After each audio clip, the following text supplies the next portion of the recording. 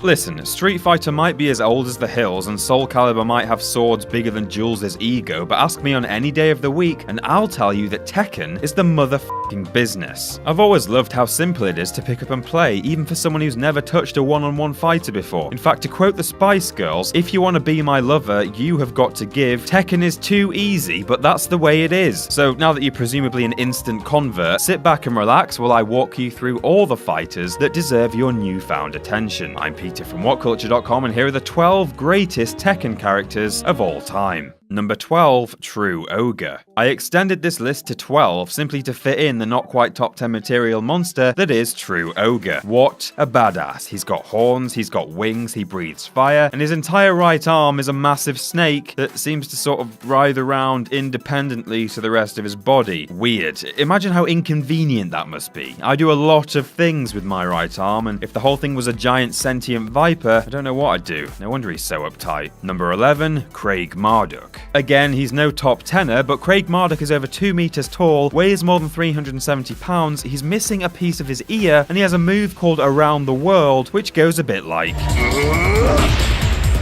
Sure, he's a total asshole and he killed the original Armor King in a bar brawl, but Jesus, any towering massive abs who starts a fight by wandering into shot and going, "I'll break your face!" gets a shout out from me, no questions asked. Number 10, Hwoarang. I'll be honest, I've never quite got the hype surrounding Hwoarang that somehow lands him with a top 5 spot in most Tekken lists. However, I do appreciate his hypnotic as all hell taekwondo moveset and the combo capabilities it gives you. Leaping around from foot to foot and juggling your opponent in a haze of blue particle effects is not just unbelievably satisfying, but actually easy to pick up. Hwoarang with his beautiful mop of red hair is one hell of a fighter, and the closest you're gonna get to an actual ginger ninja. Number 9, Kuma. Kuma the bear is what Tekken is all about. He might be a huge hulking beast that could tear you limb from limb, but his ludicrous behaviour juxtaposes wonderfully with his presumed ferocity. Yes, he has a throw that entails literally gnawing your face off, but he also dances in one of his victory poses, he's head over heels in love with Ling Xiaoyu's panda, and his Tekken 4 arcade ending is a supercut of him stamping legal documents with prize-winning campness. He could rip your arm out of the socket, but look how happy he makes his master. Bear of the decade.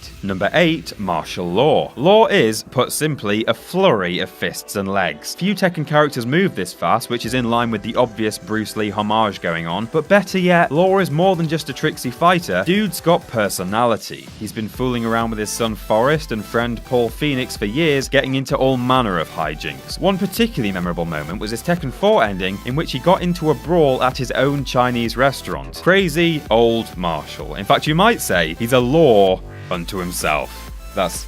I can't. Should we just end the video here? Number 7, Heihachi. Seriously though, how does his hair stay up like that? He spends all day electrocuting people with his fists and throwing his family into volcanoes and ending his arcade runs under the caption, "Thereafter the world came to know an age of darkness," and still his hair stays up. Never mind the Devil Gene storyline, this Barnet truly defies science. Number 6, King. As far as I know, there's never been a satisfactory explanation for why either of the 2 King luchadors, or indeed the 2 incarnations of Armor King, roar like actual jaguars despite being men in masks. In the later games, they even have growled conversations in their ending cutscenes with handy subtitles beneath. It's weird. But does this really matter? The fact is that King has looked badass ever since the very first Tekken, whoa.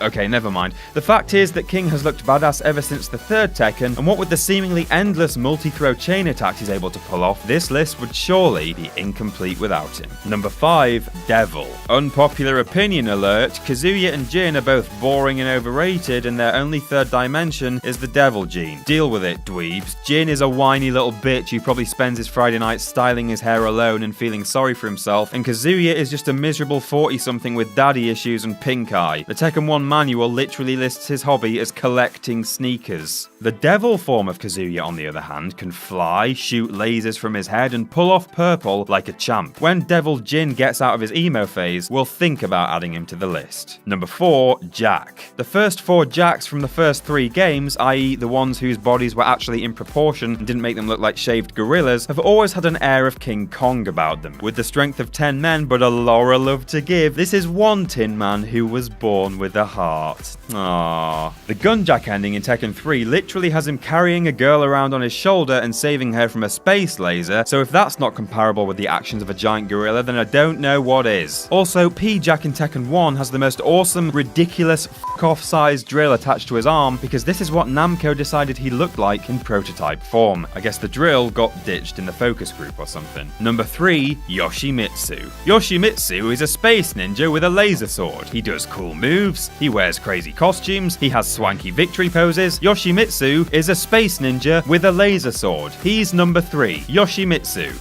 Number 2, Brian Fury. The total f***ing maniac store called and they're all out of Brian. It's one hell of a toss-up as to whose is actually better, but Brian Fury's signature crazy laugh is at least on par with Dr. Neo Cortex. If not better, and that is absolutely saying something. With an absolutely brutal moveset, an encapsulating backstory, and a terrifying personality, Brian Fury was an instant favourite for me and so many when he appeared out of the blue in Tekken 3. He pulls turrets off tanks and throws them at soldiers, and you can never take that away from him. And number 1, Paul Phoenix. Okay, Heihachi. Paul's hair does things that an army of scientists couldn't begin to fathom, and his fists, God, his fists are a force of nature. I was so in awe of Paul Phoenix as a kid, particularly the Tekken 3 iteration, that I wanted to grow up, get a job, and spend my very first pay packet on biking leathers, skull and crossbone iron-on transfers, and an industrial palette of hair lacquer. Paul can knock off 2/3 of your health bar in a single punch. His particle effect is a blazing cloud of fire. The official canon says he went undefeated through the entire third tournament, beating the crap out of Kuma, an actual grizzly bear, and even taking down the final boss, Ogre. The official canon. He should have won. He didn't win, it was a steal. Paul Phoenix is the toughest of the tough, brimming with attitude and personality, and I still secretly want to be him. I just can't afford the leathers. And that's our list. Did we miss anyone out? Tell us about it in the comments below, or just cut out the middleman and post some Jin Kazama fan art here on my Twitter, you bunch of saddos. He's a goth wuss, and you know it. Also, don't forget to like, share, and subscribe. Thanks. I'm Peter from WhatCulture.com, and I'll see you soon.